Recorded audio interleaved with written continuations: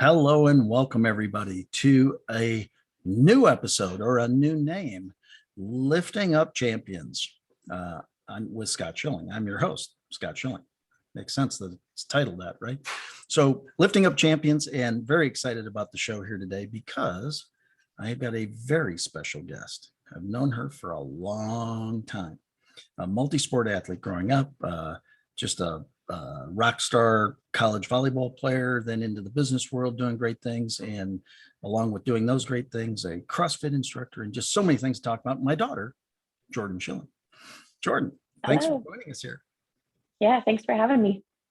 So there's a topic that we want to cover today specifically, which I know you'll find it hard to believe, but I found out in the most uniquest of fashions through Facebook, through your story, and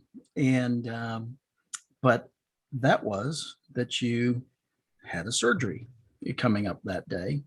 But give everybody a little bit of the backstory, how the whole thing started. Okay, so in my day-to-day, I am in pharmaceutical sales, a position very similar to that. So I go into offices, I talk to doctors, I leave samples, have to get a signature for those samples, and also engage in conversation with doctors. Well, during the pandemic and kind of post, navigation of COVID times and with all the new variants, a lot of doctors have not let reps into offices. And so this day I went into a doctor's office and I had not met him before. He was a no rep policy for a very long time. So I was excited to actually get into conversation with this doctor for the first time. And I could tell just right off his interactions with his patients, I could hear him joking around with people in the hallway, that he was going to be a fun doctor. Some doctors just brush you off and don't give you the time of day, but it seemed like he was going to be interactive and, interesting to talk to. So he comes up and, I have my mask on, I'm wearing scrubs because that's my day-to-day uniform, if you will. And I was like, doctor, it's so nice to finally meet you. They haven't been letting reps back. So this is my first time. I've been leaving you samples for almost a year, but to meet face to face, this is a great opportunity for me to just reiterate, I want to bring value to your office, the sales spiel. And he starts off and goes, well, we're still not letting reps back here. How'd you get back here? I was like, I have a very charming smile. He's like, you're wearing a mask. I was like, I don't know. I got back here, man. Let me be a resource. And then he was, looking at me and he goes, how old are you? And I told him and he goes, well, where are you from? And in my head, I was like, what, am I on a date right now? What's going on? Why is he asking me so many questions? I'm the one that's supposed to ask him questions. And then he asked if I had a primary care physician. And I said, don't we all? He said, you'd be surprised, which is not false. A lot of people probably don't go to the doctor as often as they should. And he goes, well, you have something on your thyroid. You need to go get it checked. Mind you, we weren't talking about thyroids. I was talking about mucus and Mucinex and over-the-counter medicines. And so it was very unsolicited and it was shocking. He specifically said, you have a goiter, which I thought was a made-up word. You need to go get that checked out. And I was like, you're just making that up. And he goes, nope, go get it checked out. Tell him this doctor sent you.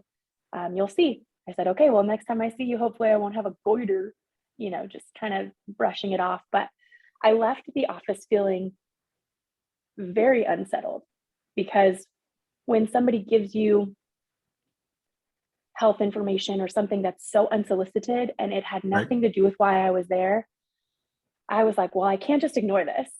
So I went to the doctor that day. I went to my primary care and did a full blood panel. If you've never done full blood panel blood work, just go do it. You need a baseline every year.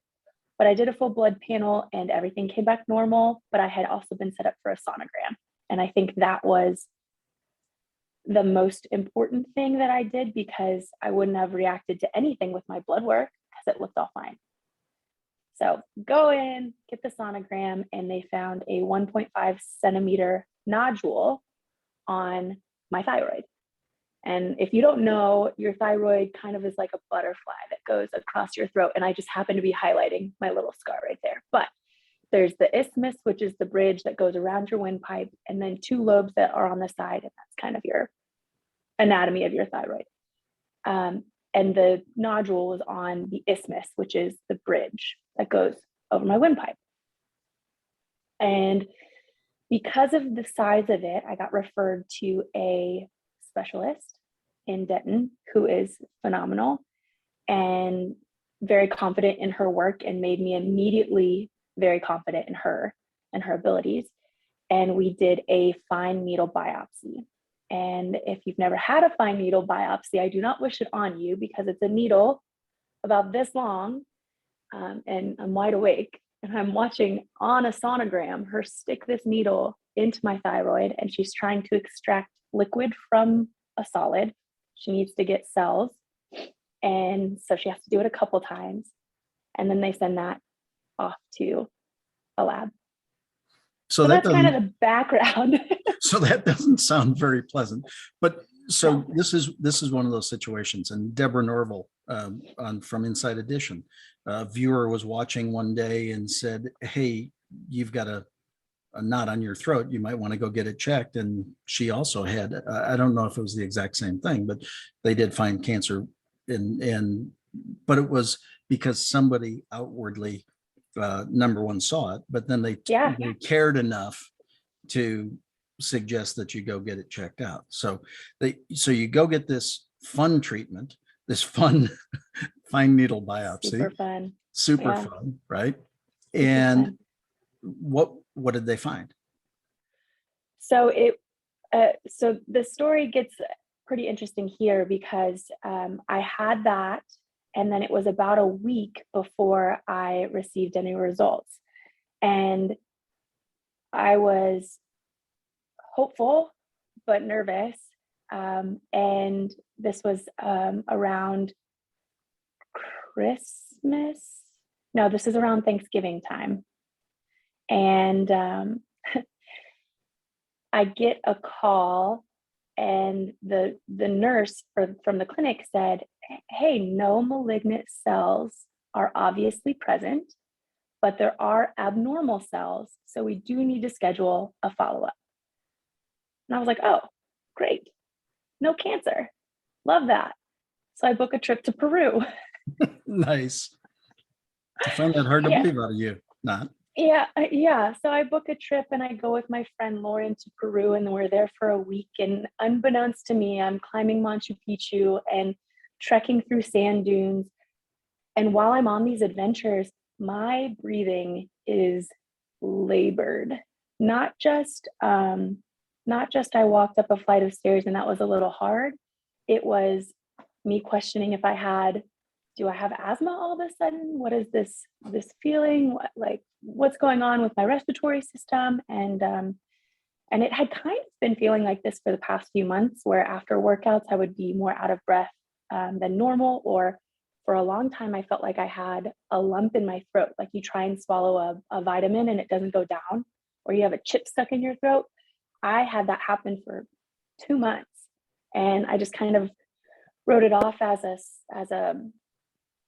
side effect that just never went away from when I had RSV, which is upper respiratory infection. I was like, oh, I probably scratched my esophagus. Anyways, so I go on this adventure, explore Peru for a little bit. The day that I got back was my follow-up with my doctor. So I get back in the morning and, go about my day. I go to the doctor's later that afternoon, and she sits me down, and there's a sliding scale of severity when it comes to thyroid cells. There's no black or white definite, unless it comes back, of course, with malignant cells. But on this sliding scale, it's called the Bethesda scale. I just remembered.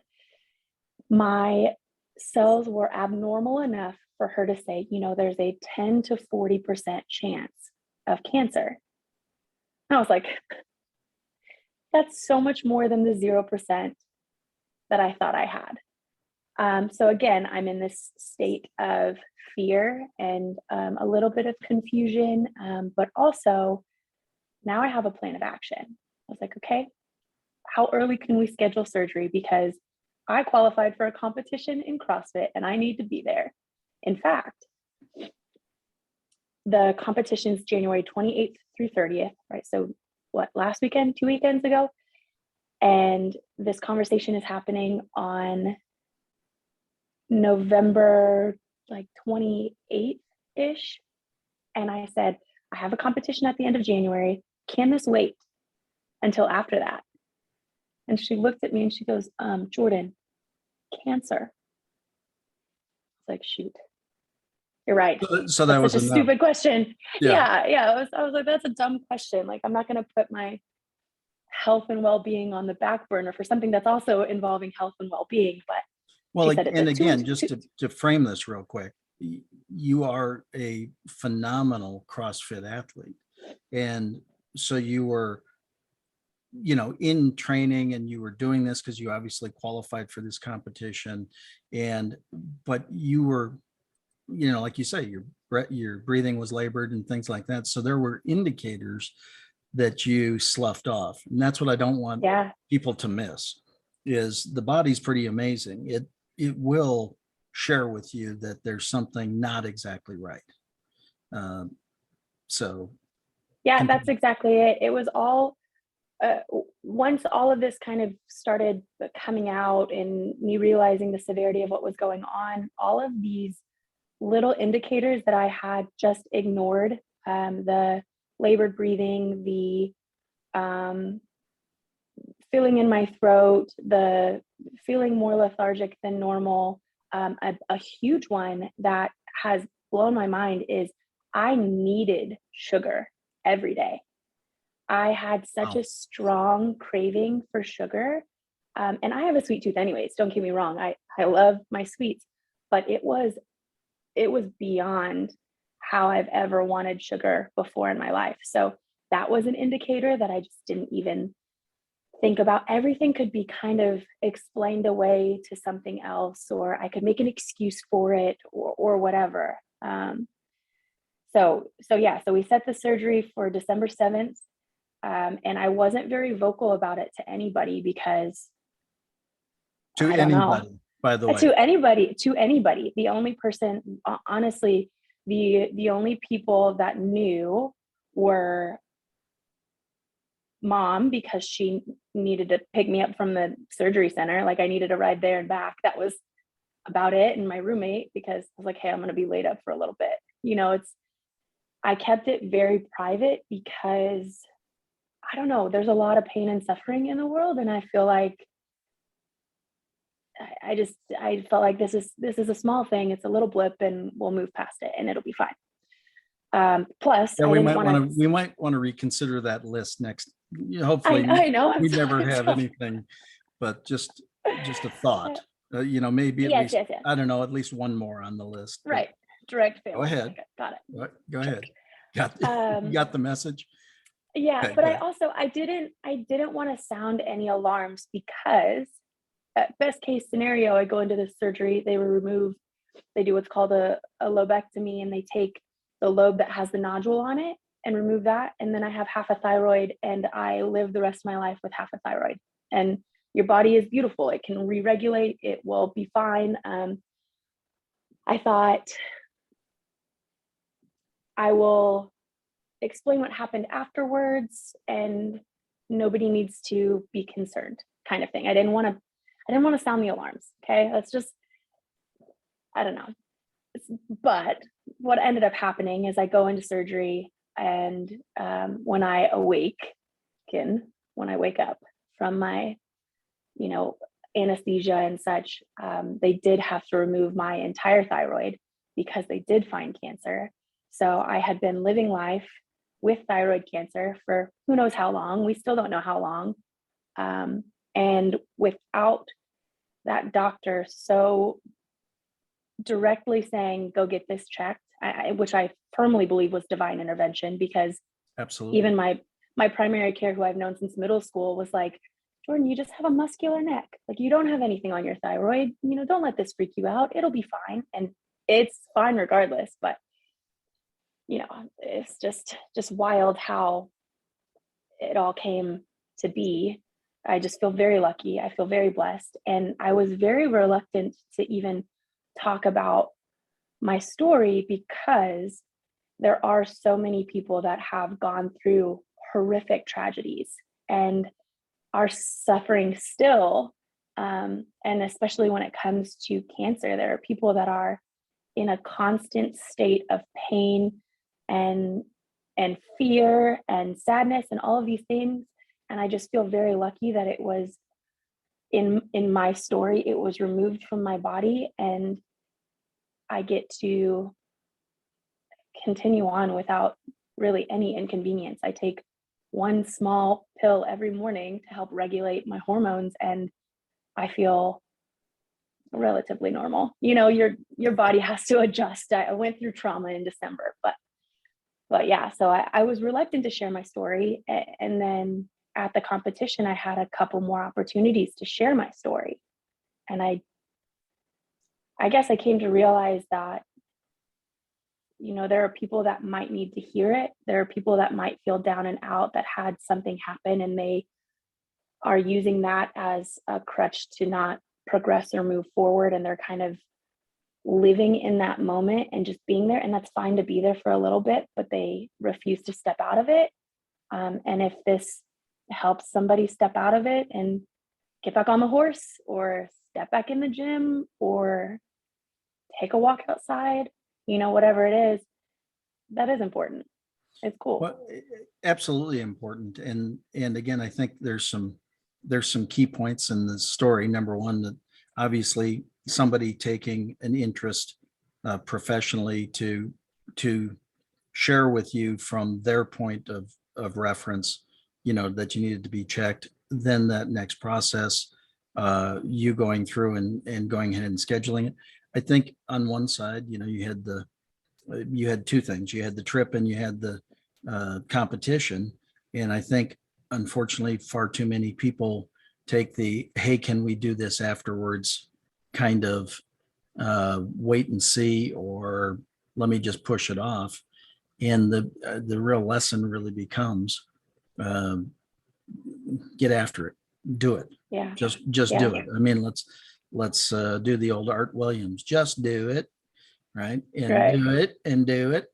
And but I mean, I think that's a pivotal part of it, is taking the action, getting it done, realizing that they might have to take more. But the good news is, because I want to share this before we go into the competition side of it, is the reason they took it all is because it was wholly encapsulated in the thyroid, and they were able to understand that there was zero spread. Correct? Correct. Yeah. So it was 1.5 centimeters of cancer, and it was surrounded by healthy thyroid tissue, and there was no evidence of it, going into any of the lymph nodes or any of my blood vessels or anything like that. So again, very lucky, very thankful that is how my story goes, because it's just not how other people's story go. Well, it's certainly not how every story goes by any stretch. So tremendously blessed that is your story. But the other side of it is the being proactive and going after it when it became very evident that was the right course of action. And so again, part of this story, again, lifting up champions, is about sharing the either untold or undertold story, to make sure that people take these examples or take these stories for what they are and say, hey, while you didn't know the whole diagnosis at that time, the chances of it getting better were nil. Right. And so better to take the action and do that. And I'm sure knowing you as I do, I'm sure part of it is the faster you could do it, the faster you could get back into the gym and start beating the heck out of yourself. 1000%. It's funny you say that, because my doctor, and hopefully these words never get back to her ears, she said, oh, 2-week thanks. recovery. We're trying not to have anybody watch this. That's cool. No, just right. kidding. Shut it off. No, she said 2-week recovery, no strain, for at least 3 days, which I very literally took it on day 3 of recovery. I was on the assault bike for 45 minutes trying to like, all right, let's get going. Let's get our body moving again. Let's flush this anesthesia out. Like, let's see where we can go. That, you know, the first day of surgery was terrible. I felt awful. I felt like every muscle in my neck had been pulled because they had to like whiplash to get to the thyroid to access the part of my body they needed. They had to bend my head in ways that it does not want. Not supposed to go. Yeah. So day 1 sucked. Day 2, I was feeling, you know, a little drugged, but quite a bit better, and walked for about a mile that day. Day 3, took the time on the assault bike, and then that next week was actually a super busy week for a work project that I had. So I didn't have time to just be a vegetable anyways. And I needed to be up and moving, and I wanted to get back in the gym. So, you know, training started again, nothing heavy, no weightlifting, but manageable small movements, body weight stuff.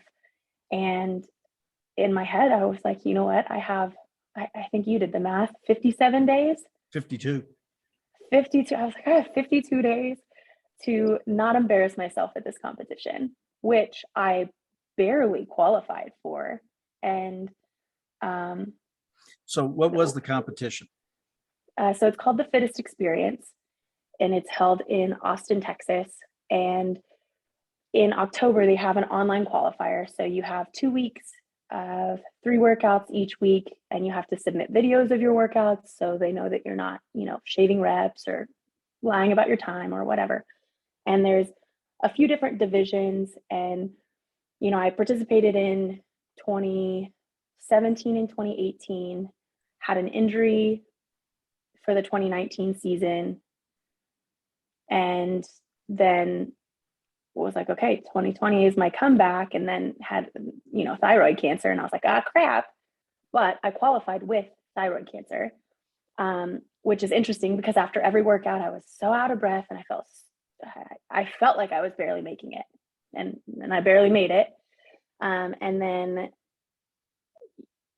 honestly, I only made it because people either refused their invitation or they went into teams divisions. So I wasn't even in, they took the top 140 out of the 800 that tried to qualify, or however many. And I think I was 148 or something. And because other people said no, I slowly worked my way up and I got in. Divine intervention. Divine intervention. Yeah, we'll call it that. So very thankful that I made it, but knew going into the competition that I wanted to outperform my qualifying position, because so you wanted to be better than I would have been dead last. I wanted to be better. That's exactly why I'm laughing. That is some goal setting right there. There's another lesson, goal setting. Basically, I qualified in last, and I want to be better than that. So that's good. I encourage that of many people. Very nicely done. Yeah. So then what was the training like? I mean, when you finally did get back into the training and everything, how much do you think that it truly affected you, you know, as a competitor, to, you know, take whether it be the time off or the lull, or, I mean, the invasion of your body to take a thyroid out, you know, what kind of toll did that take on you? Yeah. So, I mean, it's an entire organ removed, and an important organ. And so relearning my body's trying to find a new normal. It still is.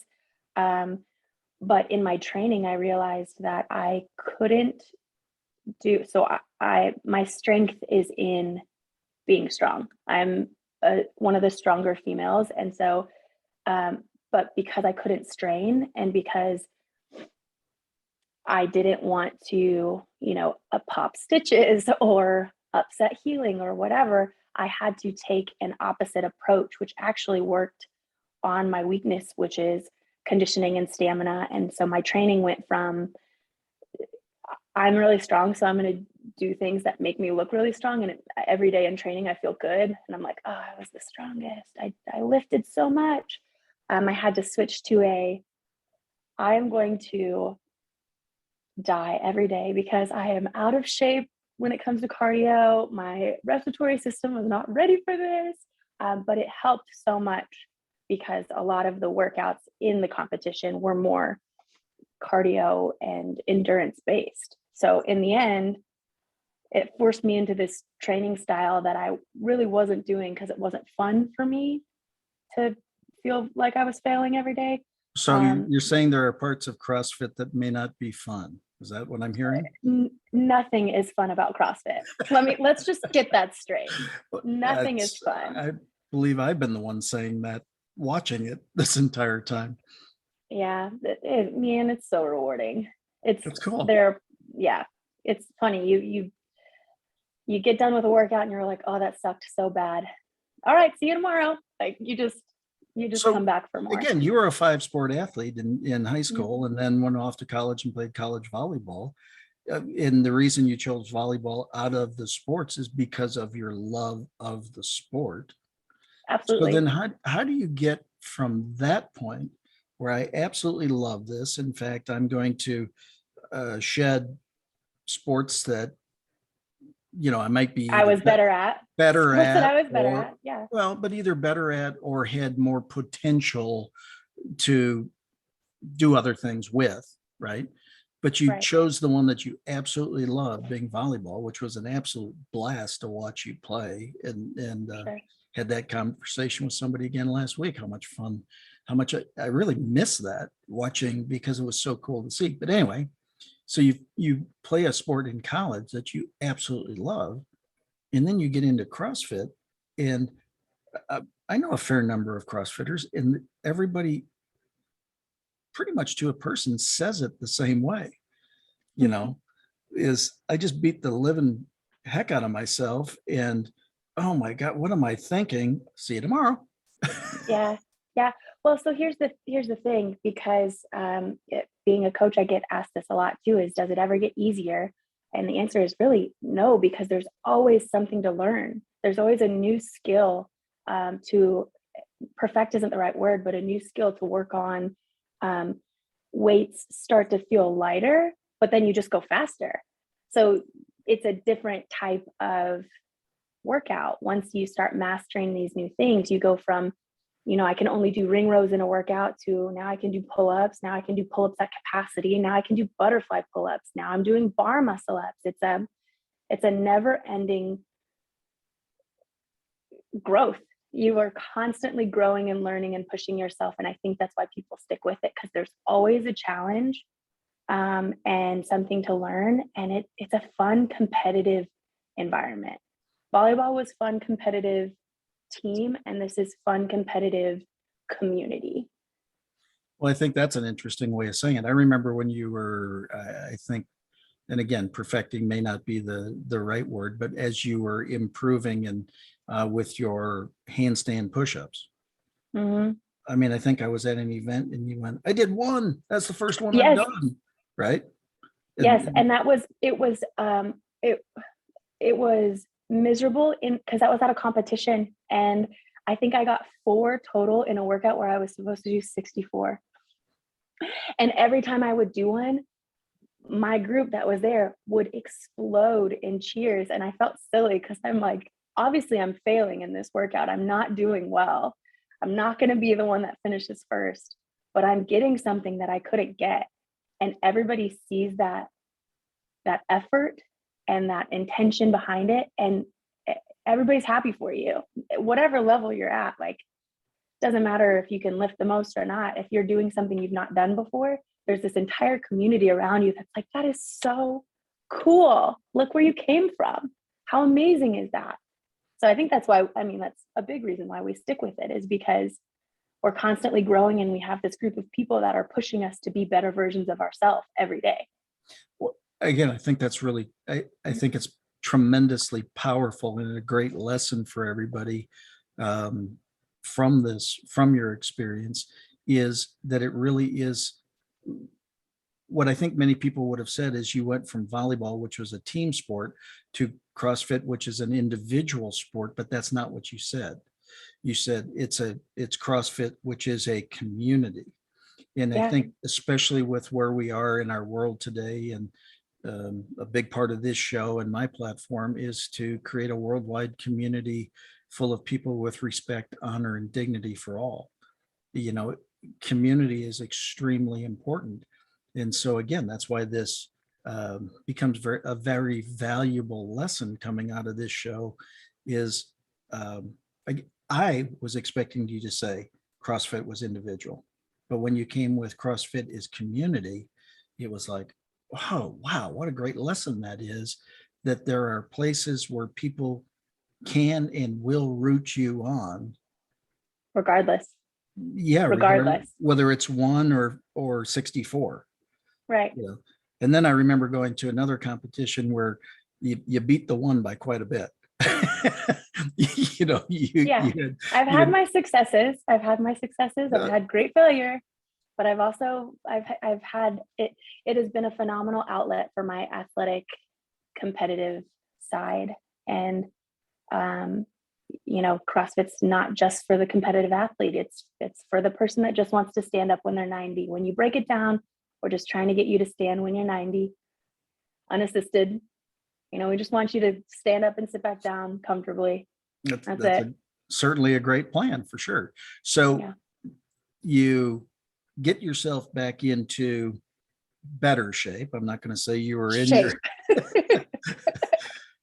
shape. You get yourself back into shape, and now it's competition time. 52 days from cancer surgery to competition, and share a little bit of that result. So with your goal being beating last. Yes. Yeah. So it's funny. I called myself I'm like the middle of the pack warrior was what I was most of the weekend. Not doing terrible, not finishing last ever. I never finished last.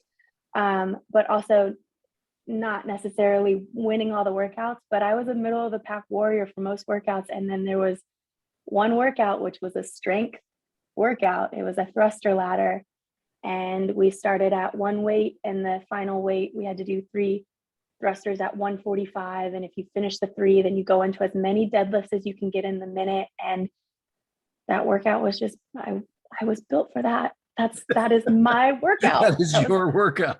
That was the only workout of the weekend that I had high expectations for. It's the only one, honestly, that I was looking forward to. And I finished 4th out of 76 in that workout. And 4th, and when I say 4th, I mean like 2nd place only had 2 reps more than me, kind of 4th place. It was a very close, 1 through 5 were very close to each other. So that was phenomenal. Overall, I finished 25th out of 76. Which is a lot better than last. And I feel very good about it. That's awesome. Well, I love the smile and the, I love the success. You know, it's so cool. So cool to see you fight through that. And I truly appreciate you coming on and sharing the story because, and I know it's, you know, that was only a couple weeks ago and stuff, but since you had that amazing finish through the adversity, has anything over the last couple of weeks just really come to you, you know, kind of out of the blue, you know, like, it's like, wow, I didn't realize, you know, were there any epiphanies that came out of the competition and your results? I mean, I think the biggest epiphany that I had, and this comes back to me being hesitant in sharing my story because I didn't feel like it was, not that it wasn't important enough to share, but just that it wasn't big, is anybody that I talked to at the competition, my fellow competitors, etc., they were all in shock.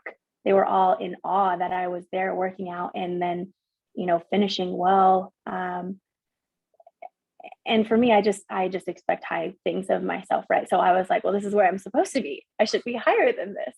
But to see other people really get thoughtful about it and be shocked with it was a big deal. And then, you know, I participated in a podcast at the Fittest Experience, and the wife of the gentleman that was interviewing me was like, I just needed to hear your story because I've let excuse after excuse get in my way and stop me from getting back into a life of bettering myself. And so, thank you for sharing and this, that, and the other. And, one of the questions they asked me is, what's next?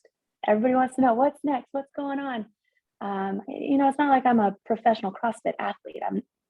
The chances of me ever going to the games are very slim. I would have to dedicate my life to training, and I have other things that I do. So, but we have the Open coming up, which is another competition. And my biggest goal is next year, I want to qualify for the Fittest Experience with authority.